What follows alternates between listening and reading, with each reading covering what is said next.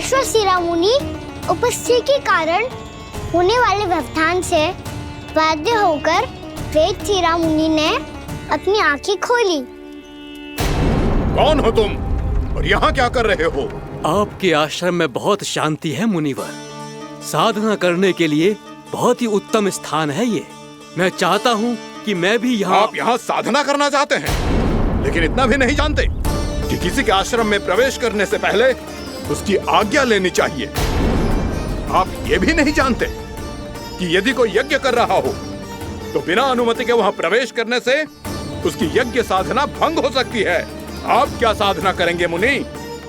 आप तो साधना के योग्य ही नहीं हैं। इतना अपमान!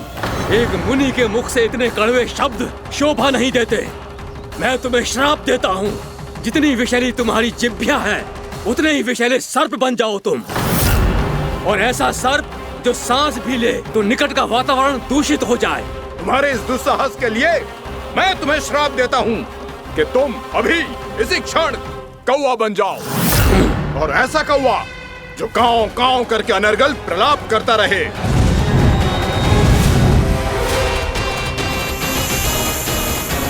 ये मैंने क्या किया? ये मैंने क्या किया?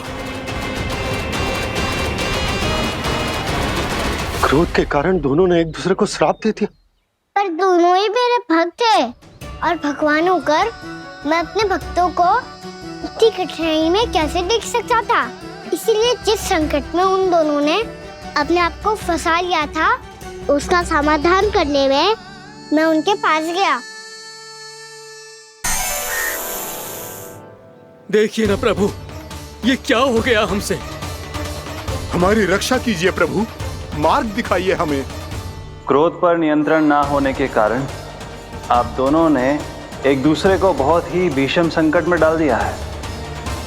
अब दोनों ही तपस्वी, तप के बल से दिए गए आपके श्राप को लौटाना भी संभव नहीं है। प्रभु कोई तो उपाय होगा, हम आपके शरण में हैं प्रभु। अपराध तो हमसे हुआ है प्रभु, पर अब आपसे ही आशा है। कुछ ऐसा कीजिए भक्त वत्सल, जिससे हम दोनों के श्राप का प्रभाव कुछ कम हो जाए। आप दोनों ही मेरे भक्त हैं, इसलिए आपकी पीड़ा का निवारण करने का एक उपाय है मेरे पास। वेदशिरा मुनि, जब आप कालिया नाग बनेंगे तो आपको मेरे चरणों को अपने शीश पर धारण करने का सौभाग्य मिलेगा। और अश्वशिरा मुनि, आप काग योनि होने के बाद भी आप श्रेष्ठतम ज्ञान और सर्वाधिक यौगिक सिद्धियों के स्वामी होंगे और प्रवचन दिया करेंगे। इसके बाद अश्वशिरा मुनि काकभुसुंडी बन गए, जिन्होंने आगे चलकर स्वयं गरुड़ देव को रामायण सुनाई। और मुनि वेदशिरा महर्षि कश्यप और देवी कैत्रियों के पुत्र कालिया नाग बनकर जल में। और अब वही कालिया नाग जमराज में, जिनके कारण जानकी के प्राण लगभग चले ही गए थे। अब कालिया नाग को उचित स्थान पर भेजने का समय आ गया है बाबा। पर ये तो अच्छी बात है कान, वेदशिरा मुनि को दिया हुआ तुम्हारा वचन भी पूरा हो जाएगा, जमुना जी की शुद्धि भी हो जाएगी। इस सब के बाद भी तुम दुखी क्यों हो?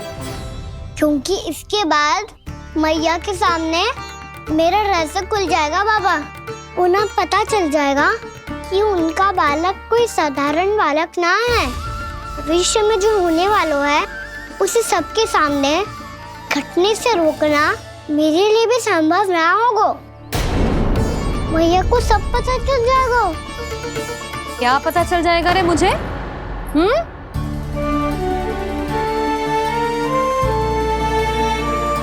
यही कि सबसे अधिक प्रेम मैं आपसे ही करता हूँ। अब बस भी कर, चलो भोजन के लिए बुलाने आई थी तुम दोनों को। भूखा थोड़े ना रहने दूंगी अपने लल्ला को, मेरा लल्ला दुर्बल हो जाएगा ना। आप खिलाओगे तो ही खाऊंगा। हाँ ठीक है, मैं ही खिलाऊंगी। अब चल, आओ जी, चल।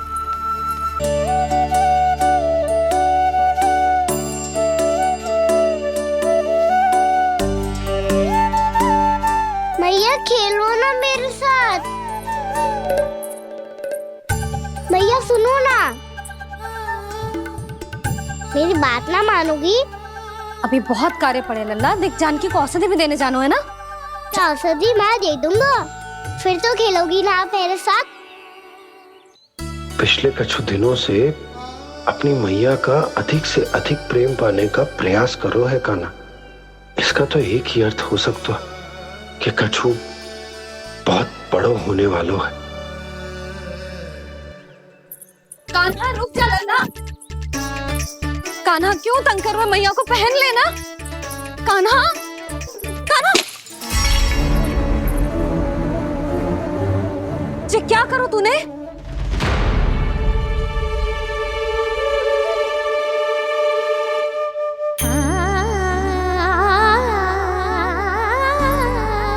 अच्छा ठीक है, अब मुंह लटकाने की आवश्यकता ना है। ये ले।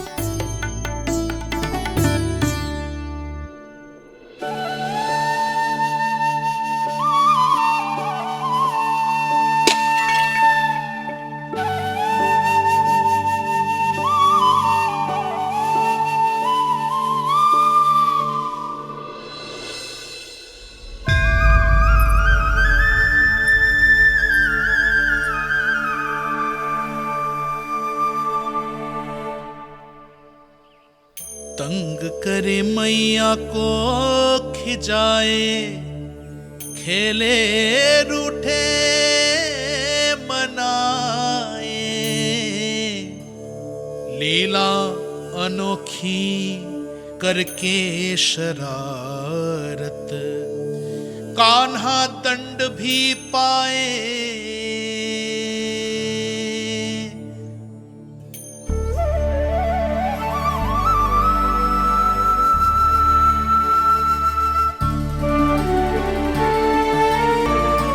रूठना मनाना, खेलना खिलाना, पहले शरारत करके क्रोध दिलाना और फिर क्षमा मांग लेना, ये सब जानबूझकर कर रहे है कान्हा। जैसे जीवन भर के लिए अपनी मैया की ममता को अपने हृदय में समेट कर रखना चाहते हो।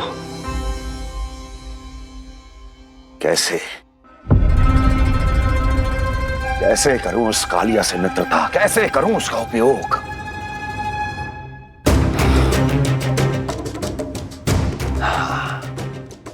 उस पर आक्रमण कर देता हूं और उसे किसी ना किसी तरह से यह विश्वास दिला देता हूं कि यह आक्रमण उस विष्णु अवतार ने किया है। फिर वो क्रोध में आकर सारे वृंदावन वासियों को अपने विष से समाप्त कर देगा। उचित है, ये उचित है। नारायण हरि, नारायण हरि।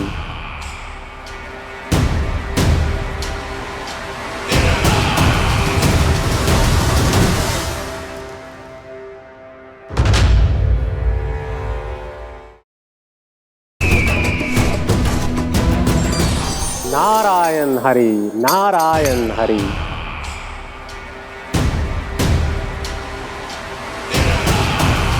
प्रणाम देवर्षि। किस योजना में कितना लाभ है और कितनी हानि, यह आंकलन करते करते थक गए होंगे मथुरा नरेश। देवर्षि, आज मेरा ध्यान कैसे आ गया आपको? आप तो सदैव ही मेरे ध्यान में रहते हैं महाराज कंस। सत्य तो यह है कि मथुरा में जो भी हो रहा है मुझसे छिपा हुआ नहीं है।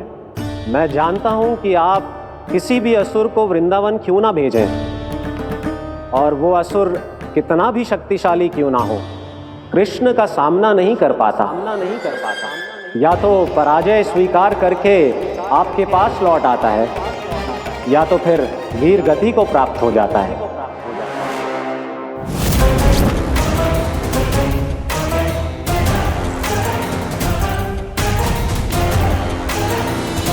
वाह, मुझे मेरी असफलताएं स्मरण कराने आए हैं, मेरे घाव को खुरेदने आए हैं, उन पे नमक छिड़कने आए हैं। मित्र को शत्रु समझने की भूल मत कीजिए महाराज कंस। मैं तो आपकी सहायता करने आया हूं। हाँ, और मेरी सहायता। कृष्ण विष्णु अवतार है, आप विष्णु के भक्त हैं। मैं हूं विष्णुद्रोही, फिर भी तो आपके आराध्य को हानि पहुंचाना चाहता है, उसकी सहायता करना चाहते हैं आप। क्या आप निश्चित रूप से कह सकते हैं कि आप ब्रह्मांड के सभी नियमों को अच्छी तरह समझते हैं? अवश्य। आपके लिए बस इतना ही जानना पर्याप्त होगा कि मैं जो कुछ भी कर रहा हूं उसके लिए मेरे व्यक्तिगत कारण हैं। मैं तो बस आपके हित में पिछली बार की तरह एक सुझाव लेके आया था, पर यदि आप मेरा सुझाव सुनना भी नहीं चाहते तो आपकी इच्छा। नारायण हरि, नारायण हरि। कारण चाहे जो हो, इनके पिछले सुझाव के कारण ही आज मेरे शत्रुओं की संख्या कम है। अन्यथा मैं देवकी के अन्य पुत्रों को भी जीवित छोड़ देता, और आज वो सब अपने भाई के साथ मिलकर उसकी शक्ति को अनेक गुणा बढ़ा देते। ठहरिए देवऋषि।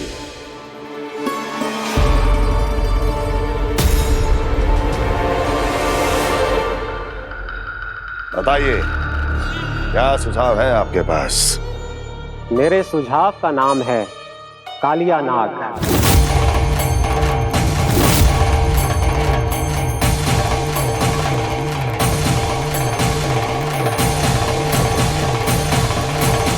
उसके विषय में मैं जानता हूं देवऋषि।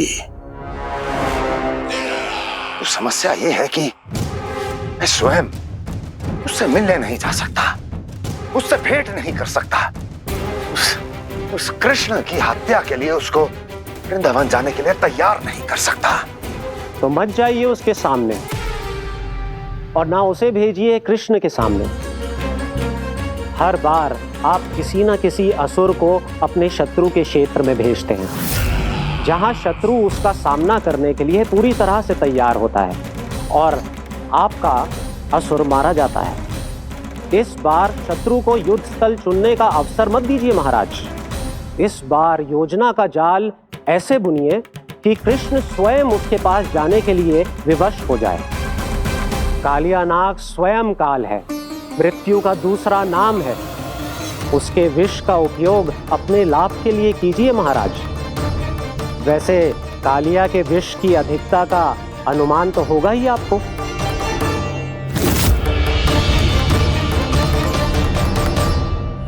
एक बार जो उसके क्षेत्र में पहुंच गया, फिर उसके विष से बचना असंभव है। उचित सुझाव है देवर्षि, उचित सुझाव है। देवर्षि, उस छलिया विष्णु की भक्ति करते करते आप भी उसके रंग ढंग सीख गए हैं। उचित है, उचित है।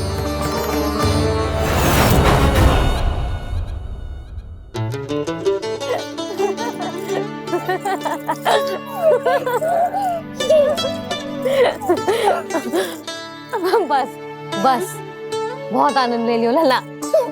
बस अब दूध पी ले। ठहर ठहर, गर्म है। जी ले ले।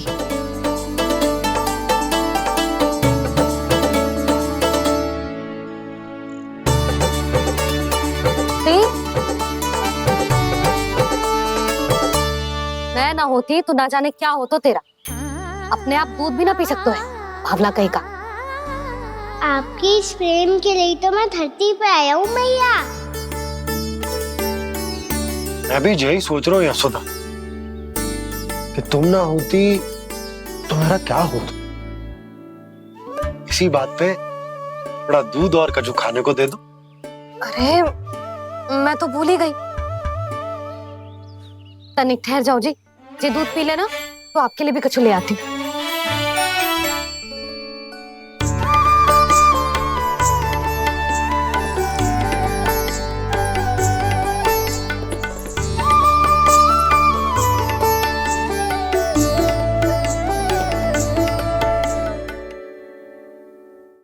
प्रणाम महाराज।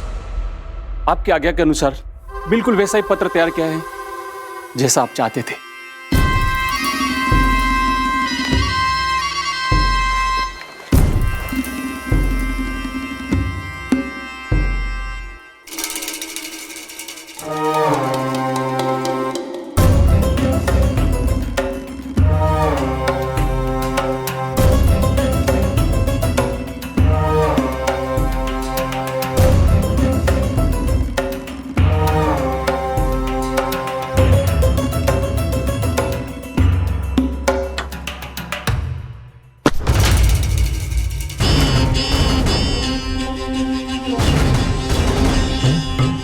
कृष्ण जन्म से लेकर आज तक ये मेरी सबसे महत्वपूर्ण योजना है। इसका सफल होना निश्चित है दूत, किंतु केवल वही करना जैसा मैंने कहा है। जाओ।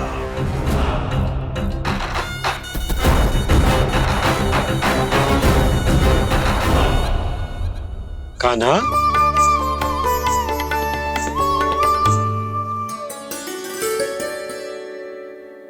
क्या होगा? बाबा मैं चाहता हूँ कि मैया की स्वमता क्रिस्टल फ्रेम की वर्षा मुझ पे सरते ऐसे होते रहे। वो तो होती रहेगी लल्ला। अपने लल्ला के लिए किसी मैया का प्रेम कभी कम हो सकता है भला? नंदराज, वो मथुरा से एक दूत आयो है महाराज कंस का राजपत्र लेके।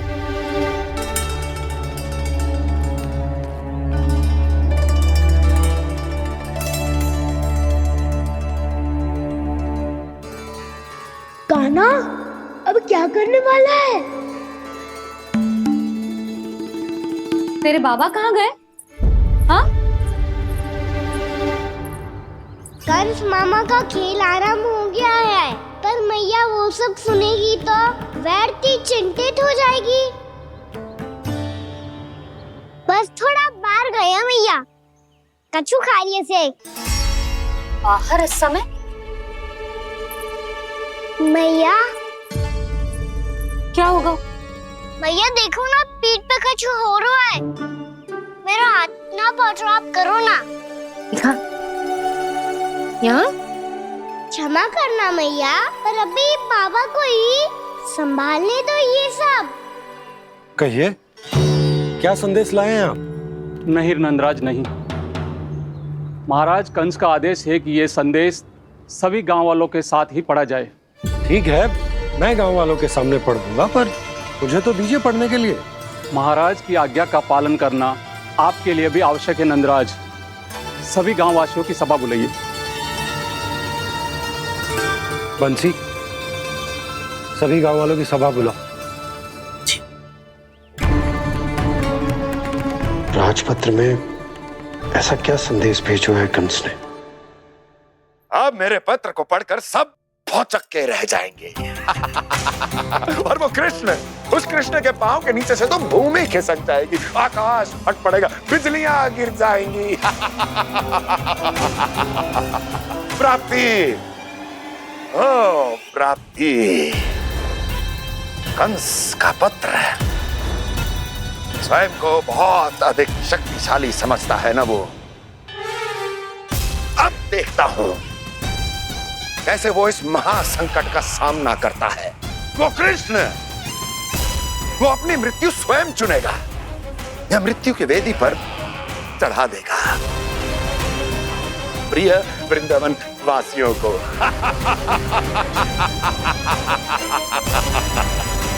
अब आएगा आनंद प्राप्ति, अब आएगा आनंद। सबको इकट्ठा करवा के ही पढ़वाएगो। अवश्य ही कोई विशेष संदेश दिया होगा कंस ने। मैं भी यही सोच रही हूँ सुलक्षणा जीजी, कछु ना कछु तो विशेष है, पर जे हो क्या सकता है? हाँ, बात तो सही है। ऐसा क्या हो सकता है? सभी गांव वासियों के सामने पढ़ा जाए, कछु तो विशेष अवश्य लग रहा है। बाहर तक कोलाहल क्यों हो रहा है? मैया, मैया, अब क्या होगा? मैया देखो ना, सर पे कछु हो रहा है। लल्ला, नारायण ने तुझे हाथ दिए हैं ना? पीठ की बात अन्य थी। अपने सिर की सेवा स्वयं कर। सर पे तो हाथ पहुंच रहा है ना?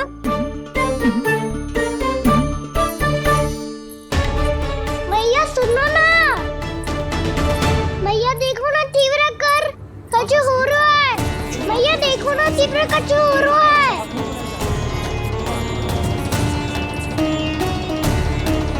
सब लोग आ चुके हैं, अपना संदेश सुनाइए आप। गोपराज नंद और सभी वृंदावन वासियों को सूचित किया जाता है कि मथुरा अधिपति और आप सभी के महाराज कंस ने कल सुबह भव्य पूजा का आयोजन किया है। इसके लिए राज्य को वृंदावन के क्षेत्र के निकट यमुना नदी के मध्य में खिलने वाले 1 कोटि कमल के पुष्पों की आवश्यकता है। इसीलिए आप सभी को यह आदेश दिया जाता है कि ये सभी कमल के पुष्प प्रथम पहर से पहले राजसभा में पहुंचा दिए जाए।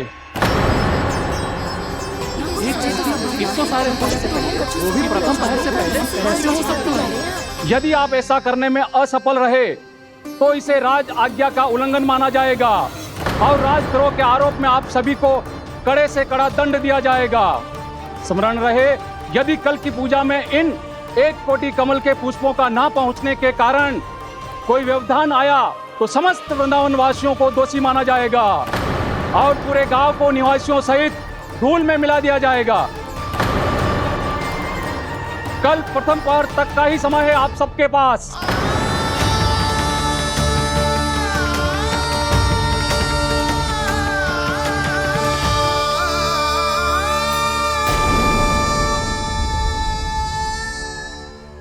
कमल पुष्प, वो भी कल प्रथम प्रहर में? ऐसे कैसे संभव है?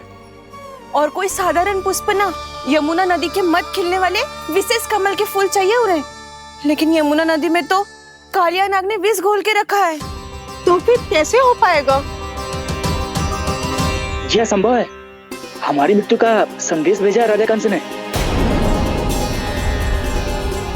सदैव की भांति इस समस्या पर भी गांव के बड़े ही विचार करेंगे। बालकों का यहाँ होना उचित ना है।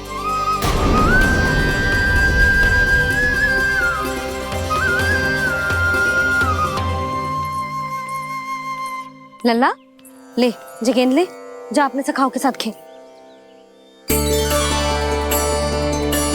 सुबह उज्जवल, मधुमंगल वसंता, देखो मैया ने क्या दिया है। चलो खेलें, बहुत आनंद आएगा आज।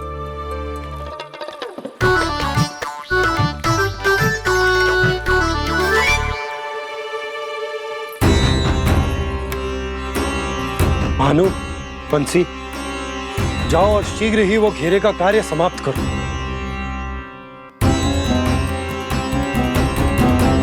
पर कछु ना कछु तो करना पड़ेगा ना। पर हम कर ही क्या सकते हैं? पुष्प लाने को और कोई उपाय है भी तो ना। मैं चला जाऊंगा जमुना जी में।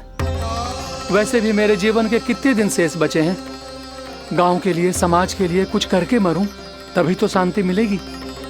ना काका, यदि आप उस विषैले जल में छलांग लगा भी दोगे, किंतु 1 कोटि कमल पुष्प एकत्रित कर पाना आपके लिए संभव ना है। इससे अच्छा है कि मैं चला जाऊं। यदि मैं मर भी गया तो मेरे पीछे रोने वाला कोई ना है। किसी को कहीं जाने की आवश्यकता ना है। गोप नरेश होने के नाते ये मेरा कर्तव्य है कि मैं आप सबकी रक्षा करूं। नंदराज, आपको जाना है तो जाओ। हरिया, काका, भैया सब चले जाओ। लेकिन आपको पता है वहाँ का जल कितना विषैला है। आप लोग एक क्षण भी जीवित नहीं रह पाओगे। फिर कैसे इकट्ठा करेंगे 1 कोटि कमल पुष्प? आप बात तो सही कह रही हैं शांति। उस दुष्ट कंस ने ऐसी मांग रख के हम सबको फंसा दिया। हम में से कोई भी क्यों ना चला जाए और इस संकट का समाधान ना निकले को। कान्हा, बताना कौन सा खेल खेलें? गेंद पकड़ खेलते हैं। पर एक बात सुन लो सब, कोई भी तीव्र गति से ना फेंकेगा गेंद को। भैया ने फ्रेम बनाई है मेरे लिए। सब तैयार हो? हाँ।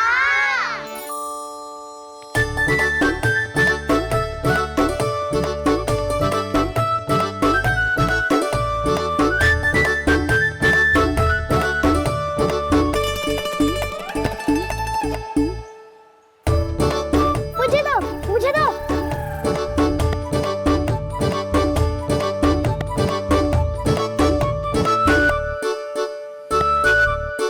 मुझे दो, मुझे दो।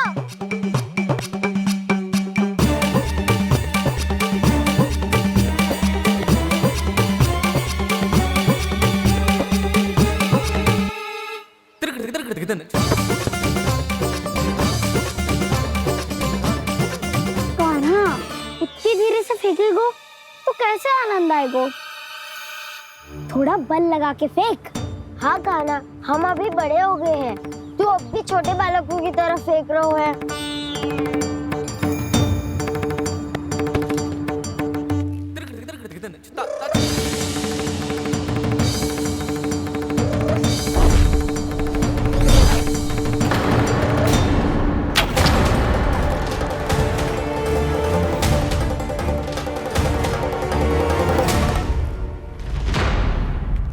दीदी जी क्या करो कान्हा, गेंद तो डूब गई।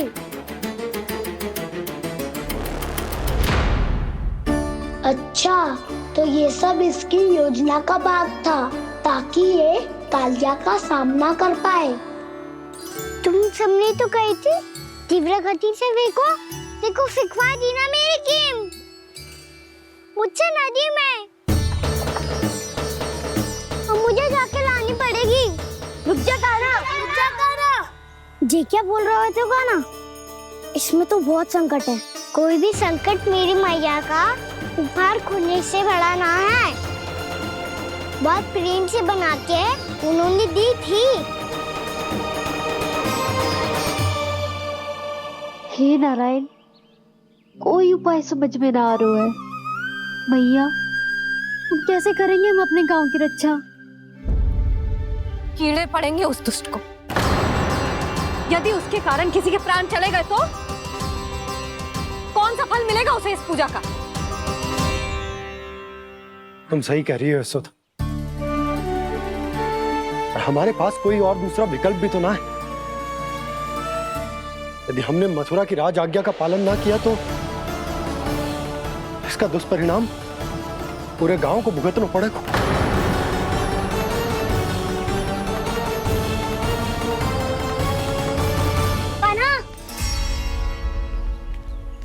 तुम्हें पता है कि तो भगवान है, दिव्य है, बहुत शक्ति है तुझमें,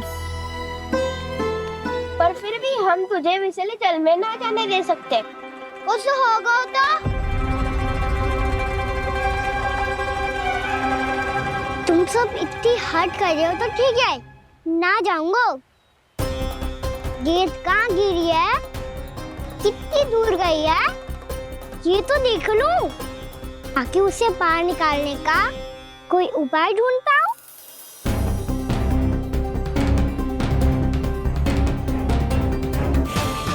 हाँ।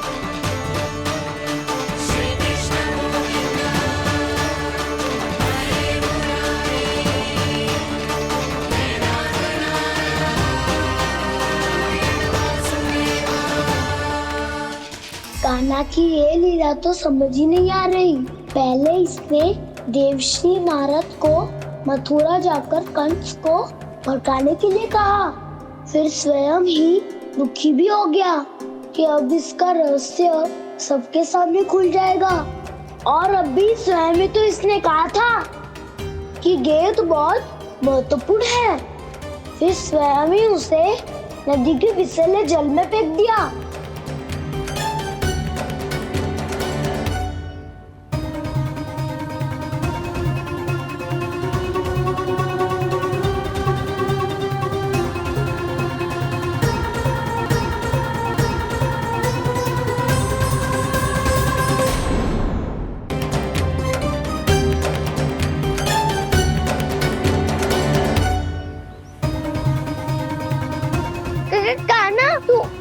ऊपर क्यों चढ़ रहा है? अरे ऊंचाई से देखूंगा तभी तो गेंद दिखेगी।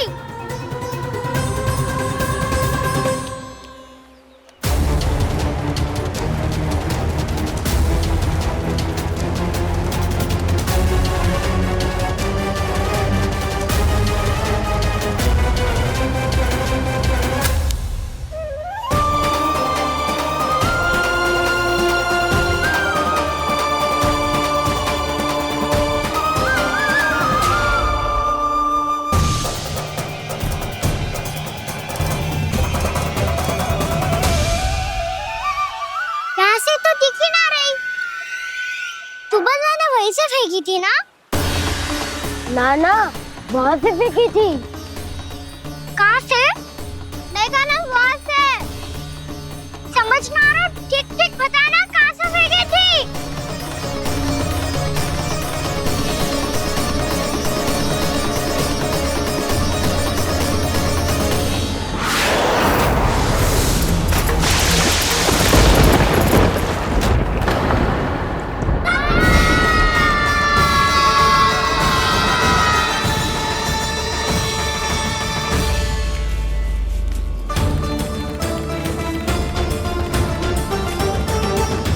कालिया नाग के क्षेत्र में जाकर कोई भी जीवित वापस ना लौट सको है।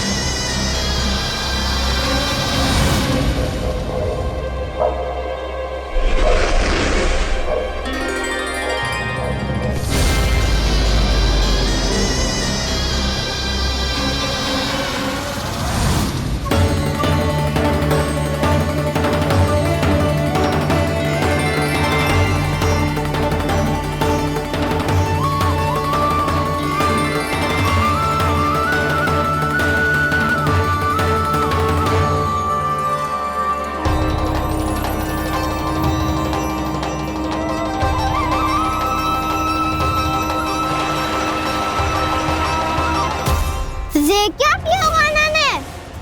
कालिया नाग तो उसे देखते ही निकल जाएगा।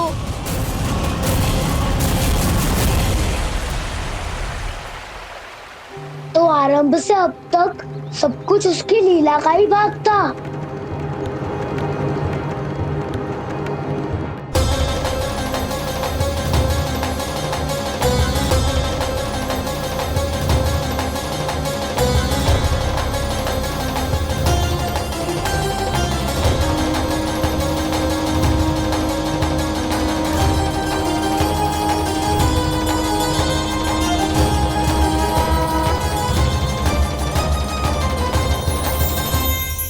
इतना सुंदर रूप, मन मोहने वाली मुस्कान, अद्भुत तेज और भगवान जैसी दिव्यता। कौन हो तुम? हाँ, तुम्हें देखकर तो हम सब सम्मोहित ही हो गए।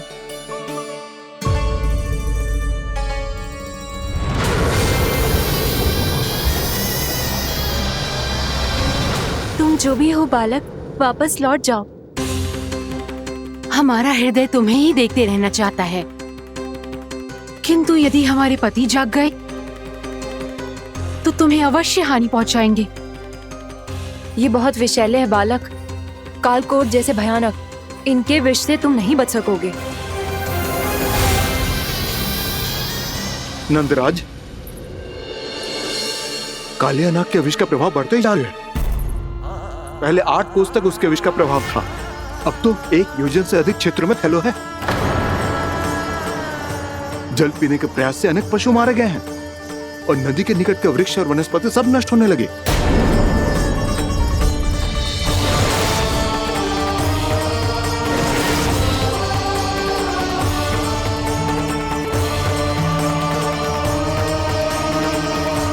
इनके विष की तीव्रता इतनी अधिक है बालक कि इनके संपर्क में आने वाले को तड़पने का भी अवसर नहीं मिलता।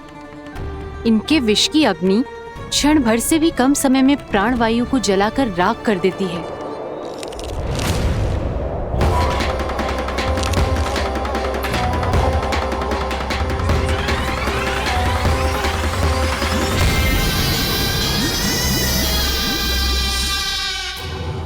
तब तो समस्या और भी गंभीर हो जाएगी। मैंने तो सुनो है कि कालिया नाग कम से कम 2 योजन लंबा है, सैकड़ों फन है उसके।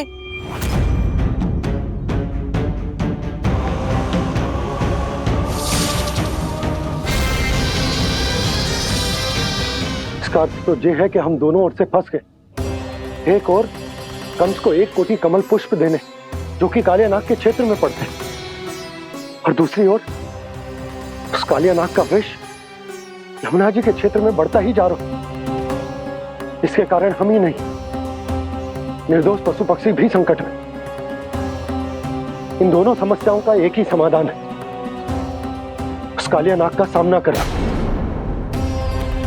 और ये ना समझ आ रहा कि हम ये करेंगे कैसे, क्योंकि ये बात साधारण मनुष्य के बस की ना, हमारे लिए ये असंभव है।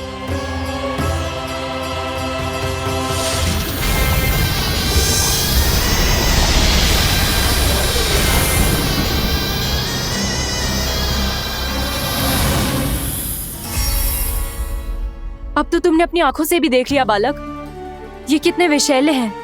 नींद में भी विष उगलते हैं। इससे पहले कि तुम्हें कुछ हो जाए, चले जाओ यहाँ से, मान लो हमारी बात। आप सब मुझे जानती भी नहीं और फिर भी मेरी इतनी चिंता कर रही हैं आप। माँ की ममता भेदभाव नहीं जानती। तुम भी किसी के पुत्र हो और हम सब भी माँ हैं। एक माँ को हर बालक में अपनी ही संतान दिखाई देती है। इसलिए हम तुमसे विनती करते हैं, वापस चले जाओ, बचा लो अपने प्राण। मेरी चिंता मत कीजिए, मुझे कुछ नहीं होगा। होगा, अनर्थ होगा यदि ये उठ गए तो।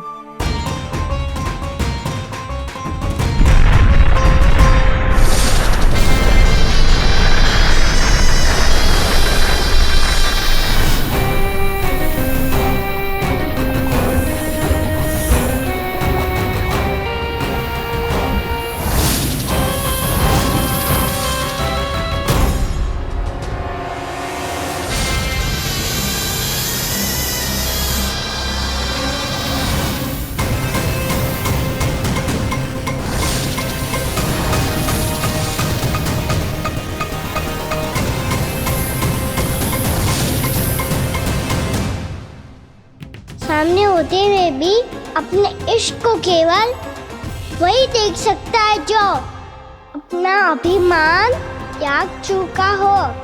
पर पूर्व जन्म में मेरा भक्त होने के नाते मेरा सत्य स्वरूप देख पाने में मुझे इसकी सहायता करनी चाहिए।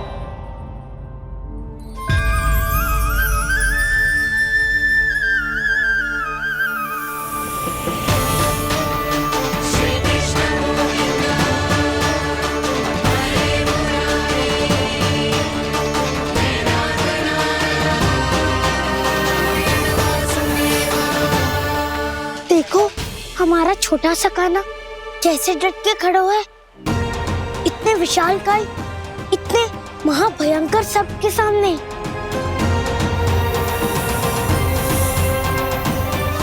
ये कोई भगवान नहीं है जो इसके सामने हाथ जोड़ रही हो तुम सब।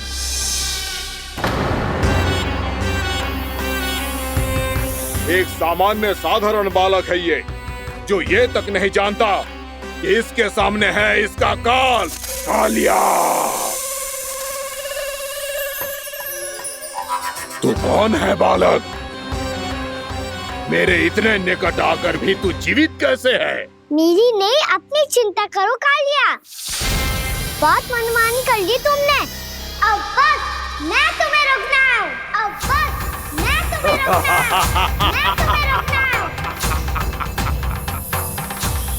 बित्ते भर का है तू, मेरे विष के बारे में जानता ही क्या है? और कहता है मुझे रोकने आया है। किससे? किससे रोकना चाहता है तू मुझे?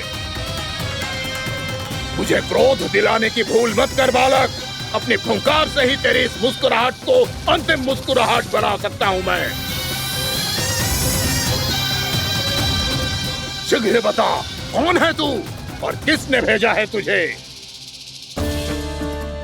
तुम्हें आवाज भी है कि अपनी पुकारों से तुम कितना विष भूल चुके हो। पवित्र यमुना नदी को कितना दूषित कर दिया तुमने। और यही नहीं, तुम्हारे कारण निकट के जीव जंतुओं, वृक्ष, वनस्पतियों सबको हानि पहुंच रही है। तो क्या? मुझे उससे क्या? मुझे है। आप पति है मुझे। तुम्हारे इस व्यवहार से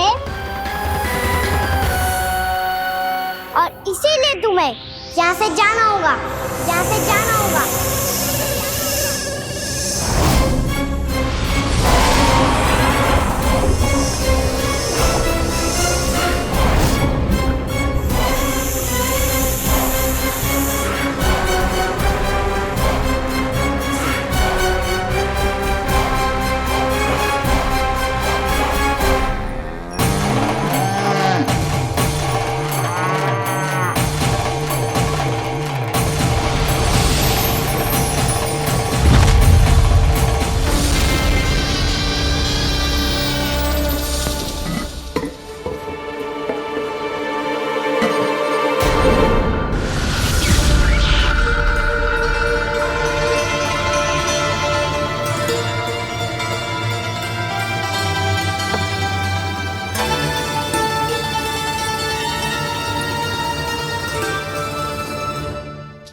मुझे आदेश देने का साहस भी कैसे किया तूने? इस क्षेत्र को मैंने अपना राज्य बनाया है, मेरा परिवार रहता है यहाँ, और तू मुझे यहाँ से जाने के लिए कह रहा है? हाँ, क्योंकि तुम्हारे यहाँ रहने के कारण अन्य जीवों को हानि हो रही है और मैं ऐसा नहीं होने दे सकता।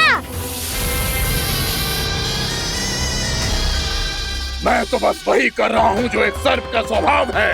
विष फैलाना स्वाभाविक है मेरे लिए, इसलिए मुझे चुनौती मत दे बालक। चुनौती तो मैं दे चुका हूँ कालिया। अब तो बस तुम्हें शिकार करनी है।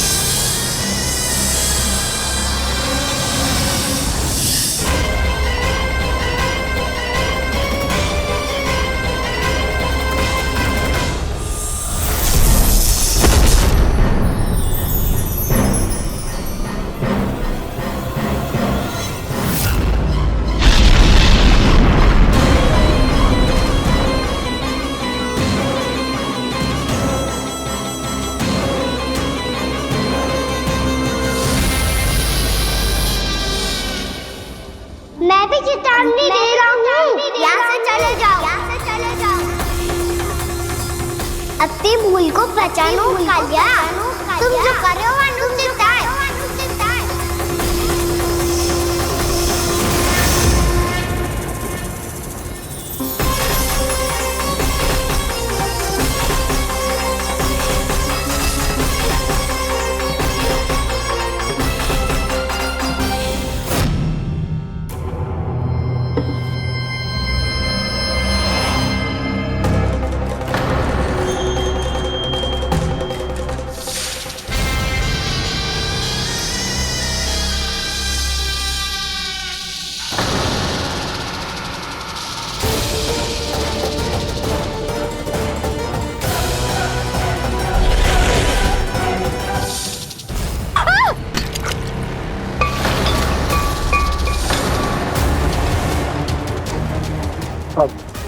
मैं आता हूँ। क्या हो गया सुधा? मुझे आवाज हो रहा है जी, कछु ना कछु गड़बड़ है। यशोदा, जो समस्या हमारे सामने है, हम सभी उसका समाधान खोजने में जुटे। तुम विश्वास करो, मैं कोई ना कोई समाधान अवश्य ढूंढ लूंगा। हम कैसे भी करके वो कमल के पुष्प उस कंस तक पहुंचा देंगे। नाना, समस्या उससे कहीं अधिक है, उससे कहीं अधिक बड़ी, उससे कहीं अधिक भयानक है।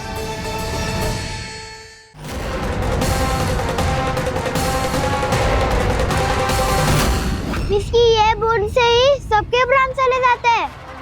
इसने तो विष की धारियां फेंकी है खाना पे। कान्हा कैसे बच्चे को अधिक विष से? इसका विष तो क्या, ये सर स्वयं भी छू तक नहीं पाएगा हमारे कान्हा को।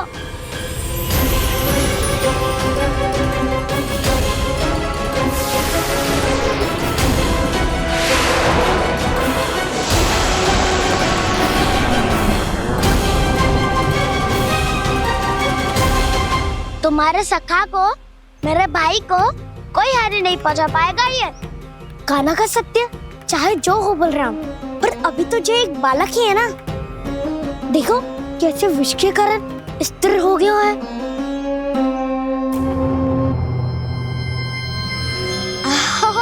हाउ सर्फ ने कितनी आसानी से अपनी पूंछ से बांध लिया है। मुझे यहाँ से भगाना चाहता था ना तू? अब मैं तुझे दिखाऊंगा अपना सामर्थ्य। ये मूर्ख किसे बांधना चाहता है अपनी पूंछ में? उन्हें जिनका विस्तार सारे ब्रह्मांड में है, या उन्हें जो स्वयं अनंत है? पर देवराज, प्रभु ऐसा करने ही क्यों दे रहे हैं कालिया को? आप सब भूल रहे हैं देवगण, कालिया पूर्व जन्म में प्रभु का बहुत बड़ा भक्त था। उसी भक्ति का फल मिल रहा है अब इसे। वैसे भी भक्तों के मन का भाव सबल हो तो भगवान तो सहज ही बंध जाते हैं।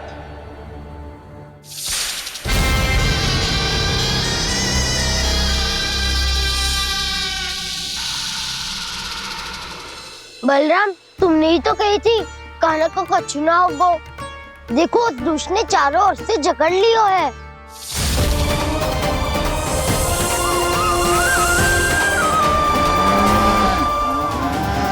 ये क्या कह रही हो तुम? जसोदा जी, क्या हुआ? घबरा क्यों रही हो आप? सुलक्षणा, मुझे आभास हो रहा है कुछ बहुत बड़ी अनहोनी हो गई है। नंदराज, नंदराज, नंदराज!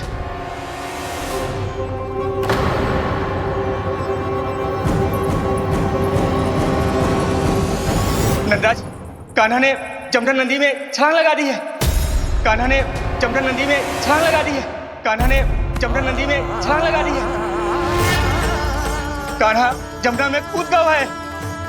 मुझे लगा था आज कछु गड़बड़ होने वाली है। मुझे आज कान्हा को ना जाने देना चाहिए था।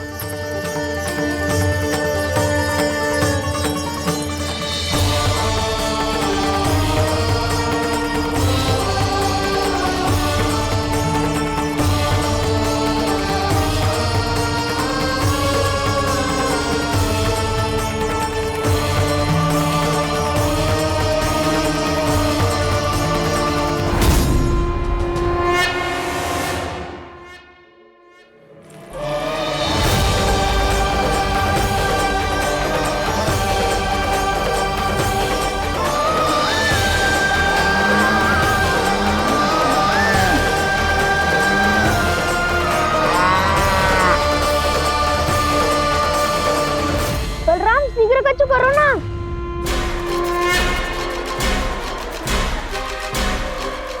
कछु भी करो पर कान्हा को बचाओ। नाग बहुत भयंकर है। कान्हा अकेले ना संभाल पाएगा इसे।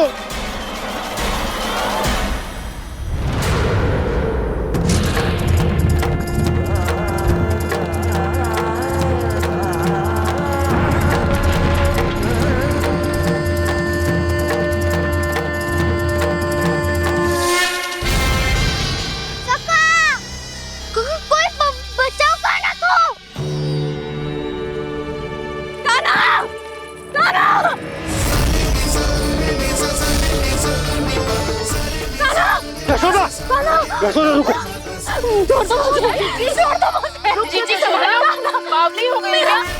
जीजी संभालो। कान्हा, कान्हा।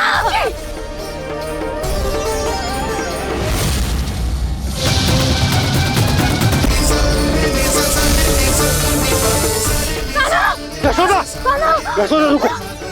छोड़ दो मुझे, छोड़ दो मुझे। रुक जीजी, संभालो, बावली हो गई है। जीजी संभालो। देखो अब कैसे तुम्हारे अस्थियों को तोड़कर छोटे छोटे टुकड़ों में बदल दूंगा मैं।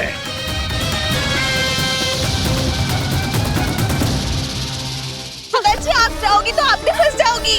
अपने लल्ला के लिए मैं किसी भी संकट का सामना करने के लिए तैयार हूँ। छोड़ो ना यशोदा, हमें कोई और उपाय खोजना पड़ेगा। कोई और उपाय? आप देख ना रही मेरा कान्हा किस दशा में है। कान्हा मैया के वश में नहीं है, नहीं तो ये अपने लल्ला के लिए साक्षात काल का भी सामना कर ले। ये तो केवल कालिया नाग है। हे नागराज, आप मेरे प्राण ले लो पर कान्हा को छोड़ दो। ना नागराज, आप मेरे प्राण ले लो, मैं विरोध भी ना करूंगी। ना नागराज, आप मुझे मार दो पर मेरे कान्हा को छोड़ दो। ना ना ना ना नागराज, मेरे प्राण ले लो। हमारे कान्हा से क्या शत्रुता है आपकी?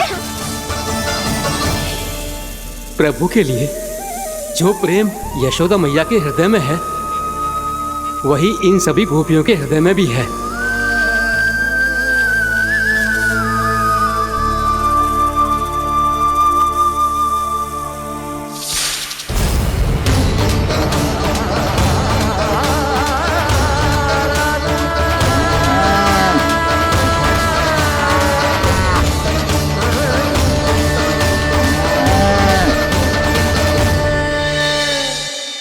यशोदा, यशोदा, देखो इन गोपियों को, इन गैयाओं को, इन सब के मन में भी तुम्हारी भांति ही ममता भरी हुई। वो सब भी कान्हा से उतना ही प्रेम और स्नेह करती है, उतनी ही ममता से भरी हुई है जितनी कि तुम। तो तुम ही सोचो, जिसके साथ इतनी ममता और इतना स्नेह, इतना प्रेम, उसका कोई क्या कर सकता है? उस काले नाग का विष इस सब आशीर्वादों के सामने कछु न है। कछु करो जी, उसे बोलो वो मेरे प्राण में से मेरे कान्हा को छोड़ दे। यशोदा,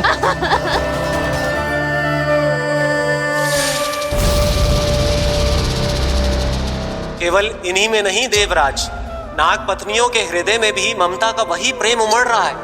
देखिए। मैं आपके हाथ जोड़ती हूँ स्वामी, इस बालक को छोड़ दीजिए। ये अवश्य ही कोई दिव्य आत्मा है स्वामी। हम आपसे विनती करते हैं स्वामी, इस नन्हे बालक को हानि मत पहुंचाइए स्वामी। मेरी पत्नियां मेरे ही शत्रु के लिए विनती कर रही हैं। अब यदि इसके पक्ष में एक शब्द भी कहा तुम सबने, तो मैं इस बालक से पहले तुम सबके प्राण ले लूंगा। हो रहा प्रसन्न नाग कालिया, विजय को निश्चित जान। रोते बिलखते व्याकुल सब, संकट में देख कान्हा के प्राण।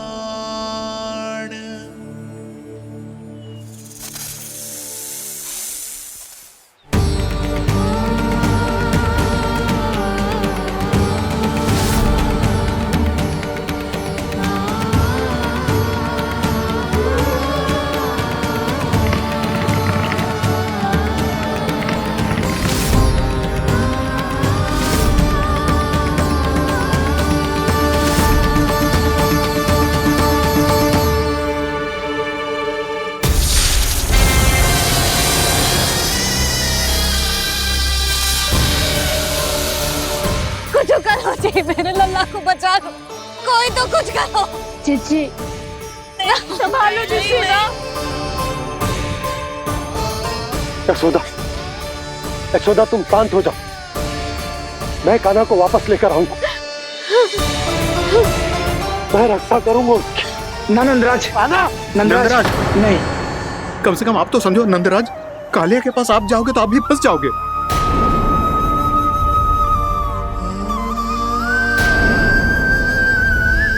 बलराम, तेरा भाई इतनी भीषण संकट में है और तुझे जरा भी दुख ना हो रहा? क्या आप सब अब तक नहीं समझ पाए कि कान्हा सच में कौन है? छोटे बाबा, आप तो उसका सत्य जानते हैं ना?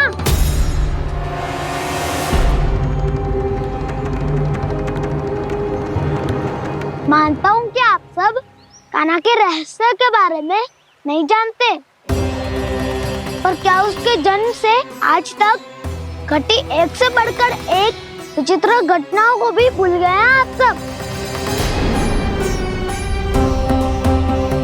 भूल गए हैं कि कैसी पूतना जैसी राक्षसी उसका कुछ बिगाड़ नहीं पाई, कैसे तरनावती जैसा भयानक राक्षस उसे एक खरोच भी नहीं दे पाया था।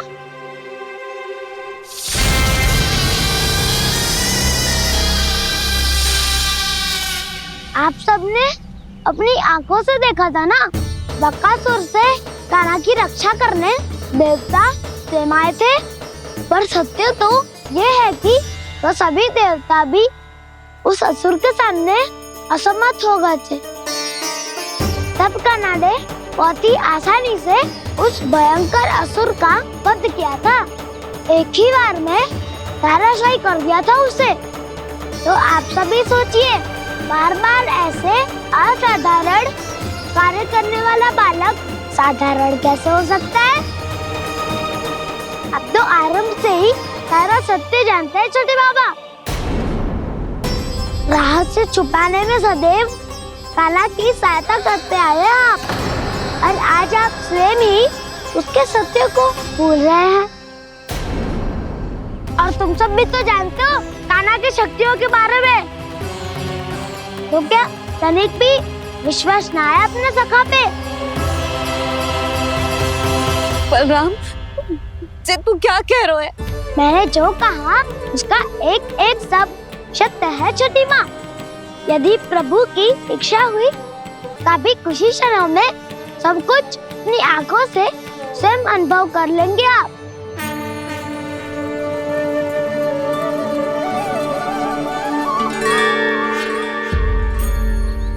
शांताकारं भुजगशयनं पद्मनाभं सुरेशं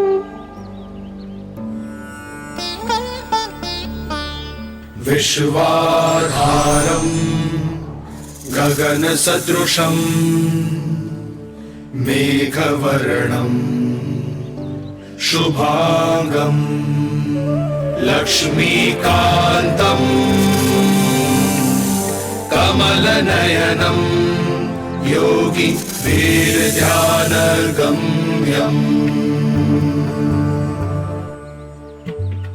वन्दे विष्णुं भवभयहरं सर्वलोकैकनाथम्।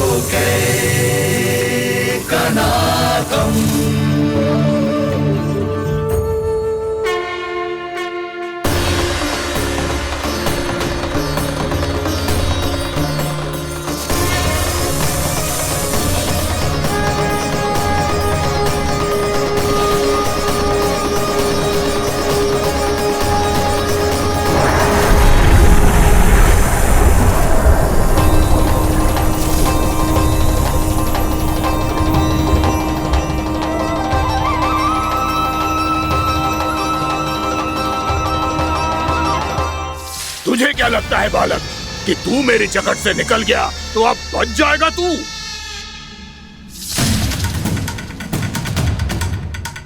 मेरे विष से अपनी प्राण रक्षा करने में सफल रहा, मेरी जकड़ से भी छूट गया, पर मेरे दंश से नहीं बच पाएगा।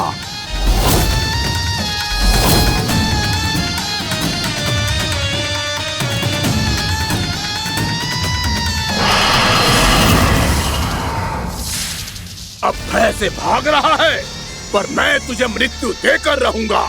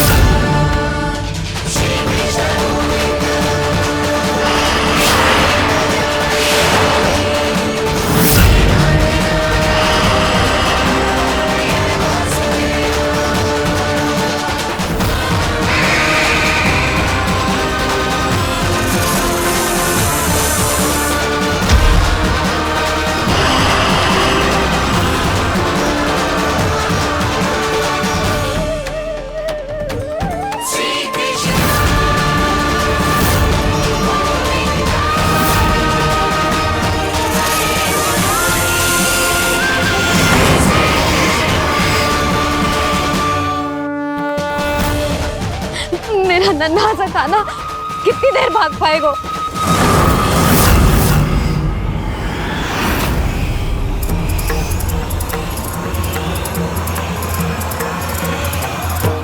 और कितनी प्रतीक्षा करोगे मेरी भक्त कालिया? भक्त नहीं, काल हूँ मैं तेरा। जब अहंकार का मुकुट बुद्धि को ढक लेता है तो भक्त अपने भगवान को भी नहीं पहचान पाता। व्यर्थ की पहेली में मत उलझा बालक। ना मैं भक्त हूँ और ना तू भगवान।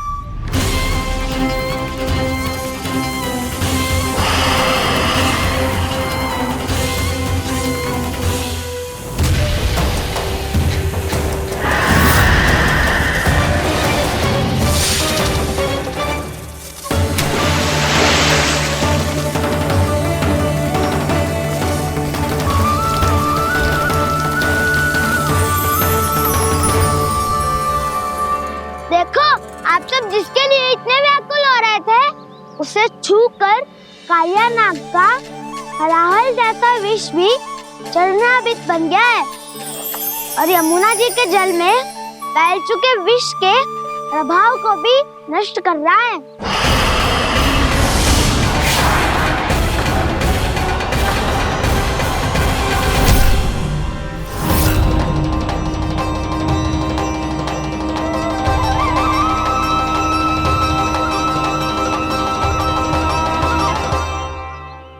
धर्म रक्षक अधर्म विनाशक प्रभु श्री कृष्ण का कौशल सचमुच अद्वितीय है। नारायण नारायण।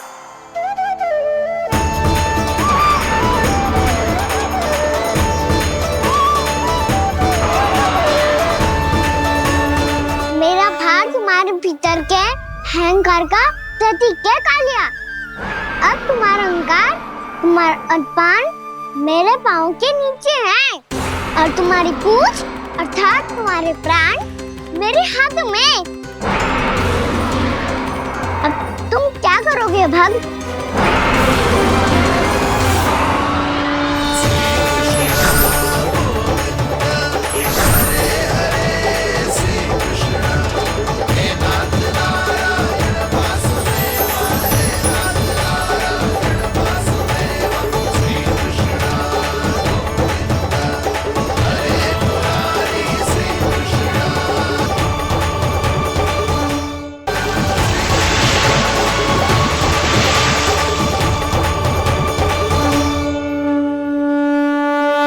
प्रभु, भले ये आपको पहचानने में असमर्थ हो, पर हम सब ने आपको पहचान लिया है।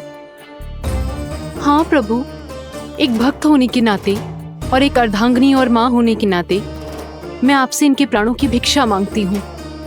अपनी कृपा दिखाइए और इन्हें क्षमा कर दीजिए। आपके लिए मित्र और शत्रु में कोई अंतर नहीं प्रभु, उसी तरह आपकी कृपा और दंड में भी कोई अंतर नहीं।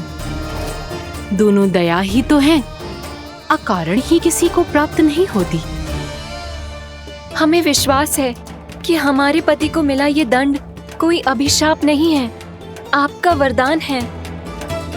ये सत्य है प्रभु कि इनसे बहुत से पाप हुए हैं। इनके विष से बहुत सारे जीव जंतु को हानि पहुंची है, पर अब आपके चरण इनके शीश पर पड़ गए हैं। ऐसी कृपा तो बड़े बड़े महान महात्माओं को भी दुर्लभ है, और इन्हें प्राप्त हुआ तो अवश्य ही ये किसी महान पुण्य का ही फल है। हे प्रभु, उन्हीं पुण्य कर्मों की शक्ति का आह्वान कर मैं आपसे विनती करती हूँ, इन्हें प्राण दान दीजिए। मैं अपने इस भक्त को क्षमा अवश्य करूंगी देवियों, यदि ये अपने अहंकार को त्याग कर मुझे पहचान ले तो।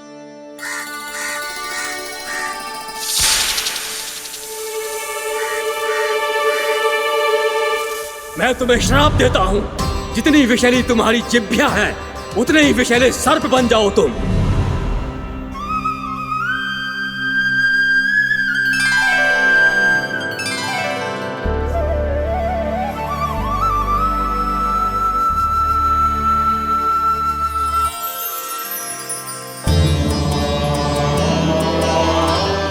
नारायण, मुझे क्षमा कीजिए नारायण। मैं तो आपका परम भक्त था, किंतु मैं आपको पहचान नहीं सका। इसका दंड तो मुझे मिलना ही था, किंतु मैं अब प्रायश्चित करना चाहता हूं। इसके लिए यदि आप मेरे प्राण भी ले लेंगे तो भी मुझे कोई दुख नहीं होगा। मैं अपना जीवन, मृत्यु और अपना अस्तित्व सब कुछ आपको समर्पित करता हूं। मैं तुम्हारे क्रोध के कारण श्राप मिला, जिसे विशाल सर्प के रूप में तुम्हारा जन्म हुआ, और सर्प का तो स्वभाव है विष फैलाना, इसीलिए तुम्हें दंड नहीं दूंगा। मैं सिर्फ सभी अपराधों का पश्चाताप कर लिया, इसीलिए मैं तुम्हें क्षमा करता हूँ कालिया।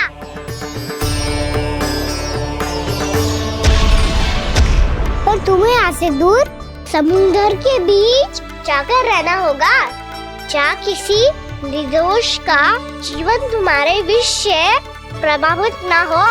मैं चाहकर भी आपकी इस आज्ञा का पालन नहीं कर सकता। मैं असमर्थ हूँ प्रभु, क्योंकि यदि मैं इस क्षेत्र को छोड़कर गया तो मेरी मृत्यु निश्चित है। आपसे क्या छुपा है प्रभु? आप तो जानते हैं कि सर्प जाति और आपके वाहन गरुड़ के बीच अनंत शत्रुता चल रही है, जिसका प्रारंभ नागों के द्वीप नागालय से हुआ था। उस द्वीप पर छोटे जीवों को निगल जाने के लिए सर्प थे, और गरुड़ को सर्पों का स्वाद बहुत प्रिय था, इसलिए वो बार बार नागद्वीप जाने लगा था। पर इस कारण पूरी सर्प जाति उससे आतंकित हो गई थी, इसलिए जब भी गरुड़ वहाँ पहुँचता तो सभी सर्प छिपने लगते। जब गरुड़ को इसका आभास हुआ तो उसे बड़ा क्रोध आया और वो उत्तेजना में भरकर सर्पों का शिकार करने लगा। भूख ना होने पर भी उन्हें मारने लगा। अब सर्पों के प्राण हरना उसके लिए खेल बन गया था। इस भीषण समस्या का समाधान ढूंढने के लिए पूरी सर्प जाति महान सर्प वासुकी के सामने इकट्ठी हुई। हे महान वासुकी, हमारी सहायता कीजिए। नागद्वीप पर गरुड़ ने आतंक मचा दिया है। पहले तो वो हमें अपना भोजन बनाता था, लेकिन अब हम उसके खेल का साधन बन चुके हैं। भूख हो या ना हो, जब तब आकर वो हमारे प्राण हर लेता है। अनुचित हिंसा के इस प्रथा का आरंभ सर्पों ने ही किया है। पहले आप सबने पूरे द्वीप पर अधिकार कर लिया, फिर आहार के साथ साथ आनंद के लिए भी आप सभी ने निर्दोष जीवों की हत्या की। और जब सृष्टि का संतुलन बनाए रखने के लिए गरुड़ आपको अपना आहार बनाने आया, तो आप सब अपने प्राणों की रक्षा के लिए छिपने लगे। तो फिर गरुड़ का उत्तेजित होना तो स्वाभाविक ही था। नागनाथ, जो हमने अन्य जीवों के साथ किया वही अब हमारे साथ हो रहा है, परंतु ये भी तो सृष्टि के संतुलन के विरुद्ध ही है ना? अवश्य है, इसलिए मैं गरुड़ से चर्चा करूंगा। धन्यवाद प्रभु।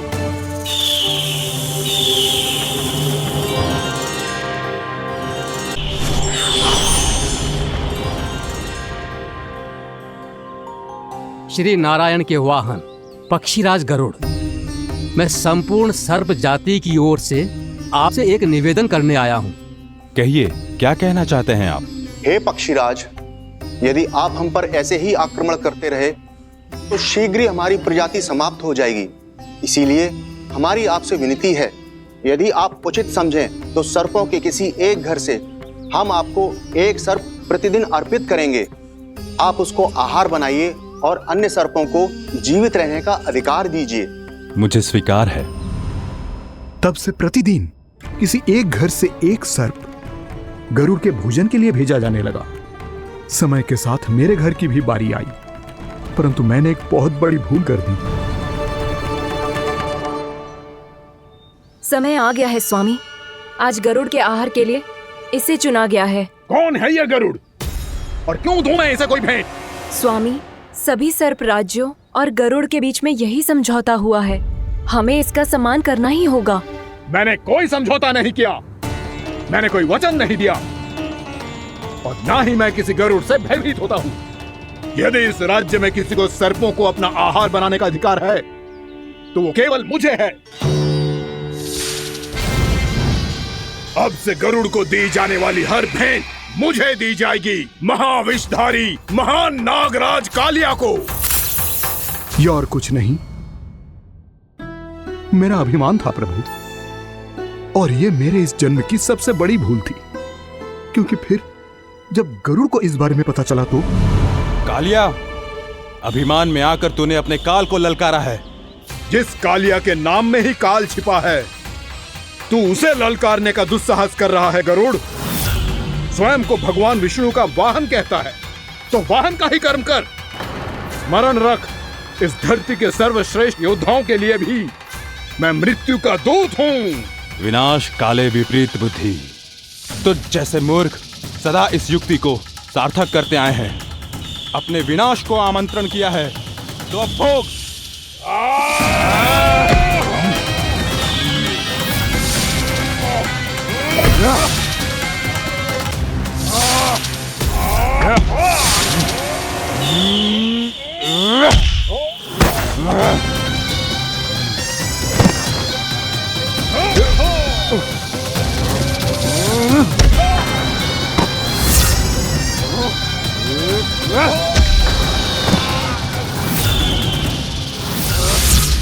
जिसने मेरा भोजन चुराने की धृष्टता की है वो इसी योग्य है।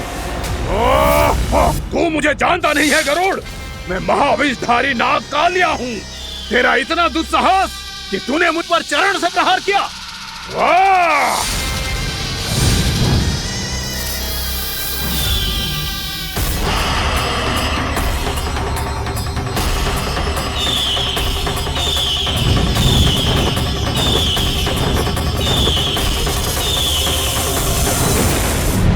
मैं अपने अभिमान में भूल गया था कि गरुड़ मुझसे कहीं अधिक शक्तिशाली है।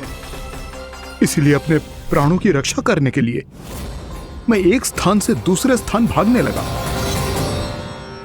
नदियां, पर्वत, यहां तक कि मैंने सागर भी लांघ डाला, पर मैं जहां भी जाता गरुड़ के रूप में मेरा काल वहीं आ जाता। इसीलिए मृत्यु की आशंका से भयभीत होकर मैं अपने बड़े भाई मां कद्रू के प्रथम पुत्र अनंत शेषनाग से राय लेने चला गया। भैया, मैं यहां आपसे आपकी सहायता लेने आया हूं। मेरी एक छोटी सी भूल के कारण यह गरुड़ मेरा पीछा कर रहा है। मुझे हर समय हर स्थान पे ढूंढते रहता है। यदि उसने मुझे ढूंढ लिया तो वो निश्चित ही मेरे प्राण ले लेगा। मुझे कोई ऐसा स्थान बताइए जहां मैं अपनी पत्नी और अपने संतानों के साथ शांति से रह सकूं। तुम यमुना नदी के किनारे वृंदावन क्षेत्र में जाके वास करो कालिया। गरुड़ वहां प्रवेश नहीं कर सकता क्योंकि उसे ऋषि सोबरी का श्राप मिला हुआ है।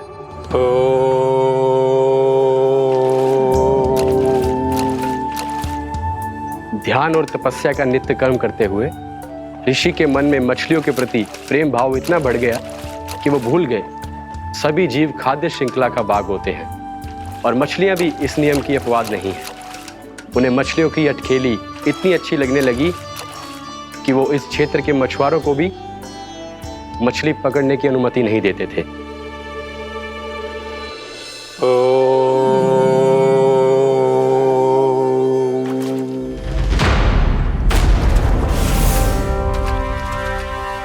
उस दिन वो उस पक्षी को नहीं रोक पाए, पर तब से सावधान रहने लगे। यहां तक कि अपने साधना से भी अधिक ध्यान वो पक्षियों पर केंद्रित करने लगे। ठहरो! इसी क्षण अपनी चोंच में पकड़ी इस मछली को छोड़ दो। तुम्हें इन मछलियों का आहार नहीं करना चाहिए पक्षीराज। ये तो खाद्य श्रृंखला का नियम है ऋषिवर। यदि मैं इनका आहार नहीं करूंगा तो कोई और पक्षी कर लेगा। मैं अपने आनंद या प्रतिशोध के लिए इनके प्राण नहीं ले रहा। ये तो बस मेरा भोजन है। पर यह मेरा तपस्या स्थल है। तुम यहाँ शिकार करके मेरी साधना में विघ्न नहीं डाल सकते पक्षीराज। यदि आपकी यही इच्छा है तो मैं आज के बाद यहाँ नहीं आऊंगा।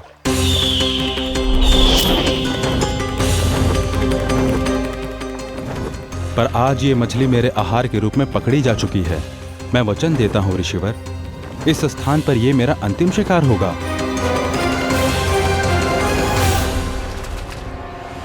आज के बाद यदि तुमने वृंदावन की निकट उड़ान भी भरी तो तुम सैकड़ों टुकड़ों में फटकर मारे जाओगे पक्षीराज। ये मेरा श्राप है।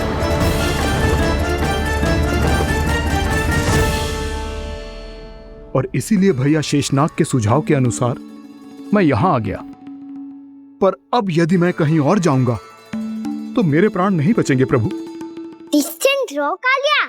अब से गरुड़ तुम्हें कोई हानि नहीं पहुंचाएगा। अब तुम्हारे फनों पर मेरी पक्षिंग बन गए कालिया। इसीलिए अब से तुम्हें गरुड़ से कोई भय नहीं होगा। निश्चिंत होकर अपने परिवार के साथ गहरे समुद्र में चले जाओ और सुख से शांति से निवास करो। पर ध्यान रहे निर्दोष जीवों को हानि ना पहुंचे। आपने मुझे जीवन दान दे दिया प्रभु। इस उपकार से मैं कृतज्ञ हूँ प्रभु। आदेश दीजिए, मैं आपकी सेवा कैसे करूं? तुम्हारे जल क्षेत्र से 1 कोटि कमल पुष्पों को लेने की अनुमति दे दो कालिया। यह मेरी सेवा होगी। प्रभु, ये तो मेरा सौभाग्य होगा।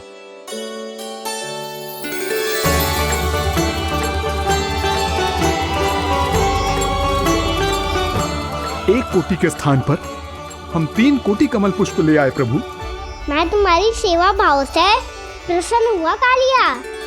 रमनाक द्वीप पर चले जाओ ताकि तुम्हारे कारण फिर कभी किसी निर्दोष जीव को हानि ना पहुंचे और न ही तुम्हारा विष मेरे प्रिय यमुना नदी के जल को दूषित कर पाए। मैं तुम्हें आशीर्वाद देता हूँ। आज यहाँ मेरे द्वारा तुम्हें दिए गए इस आदेश का स्मरण जो भी भक्त करेगा और प्रातः काल और संध्या काल में इसका उच्चारण करेगा, उसे फिर कभी किसी संकट से कोई भय नहीं होगा। ये स्थान अब से काला कुंड के नाम से जाना जाएगा। यहाँ पर स्नान करने वाला और देवताओं को इस क्षेत्र से जल का अधर देकर प्रसन्न करने वाला भक्त यदि मेरा स्मरण करके पा सकेगा तो वो अपने सभी पापों से शीघ्र ही मुक्त हो जाएगा।